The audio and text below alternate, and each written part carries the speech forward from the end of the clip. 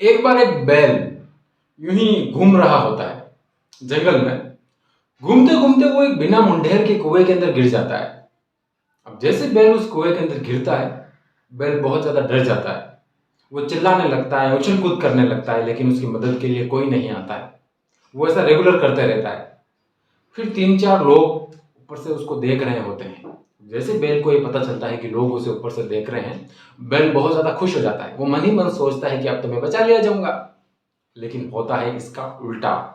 असल में जो तीन चार लोग ऊपर से देख रहे होते हैं वो ये निश्चय करते हैं कि हम सभी मिलकर इस बैल के ऊपर मिट्टी डालकर इस बैल को जिंदा ही दफना देते हैं। जैसे बैल के ऊपर पहली बार मिट्टी पड़ती है, बैल बहुत ज्यादा उछलने कूदने लग जाता है, चिल्लाने लग जाता है। वापस मिट्टी पड़ती है, वापस बैल चिल्लाने लग जाता है। अंत में क्या करता है कि वो बैल चुपचाप बैठ जाता है।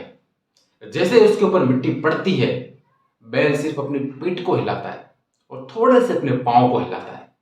वापस मिट्टी पड़ती है, वापस अपने पीठ को हिलाता है और वापस थोड़े से अपने पांव को हिलाता है। असल में होता क्या है कि जैसे उसके ऊपर मिट्टी गिरती है, वो अपनी पीठ को हिलाता है। वो जो पीठ के ऊपर जो पड़ी हुई मिट्टी होती है वो नीचे गिर जाती है और पांव को हिलाने से वो उस मिट्टी के ऊपर आ जाता है।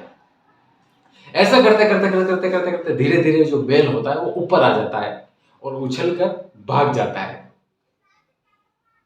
जब भी हमारे जीवन में अपोजिट कंडीशंस बनती है तो हम उसके ऊपर बहुत ज्यादा रिएक्ट करने लग जाते हैं और ऐसे रिएक्शन से वो कंडीशंस और भी ज्यादा बिगड़ जाती हैं।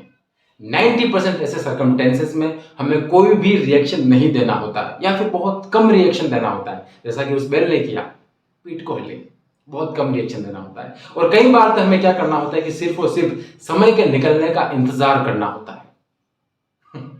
अब ये तो हो गई बातें, लेकिन प्रश्न ये उठता है कि क्या ऐसी स्थिति होते हुए, मतलब कि कुएं में गिरे हुए सी स्थिति होते हुए भी क्या हमें ये सारी बातें याद आ सकती है? बिल्कुल आ सकती है। एक्चुअली ऐसी कंडीशन में हमें क्या करना होता है कि हमें सिर्फ एक स्टेप पीछे लेना होता है। एक स्टेप पीछे लेने का मतलब है कि खुद को उन परिस्थितियों में छोड़कर खुद को ही देखना, और इसी को खुद के साथ खड़ा होना भी कहा जाता है। फिर सोचिए कि आपको क्या करना है।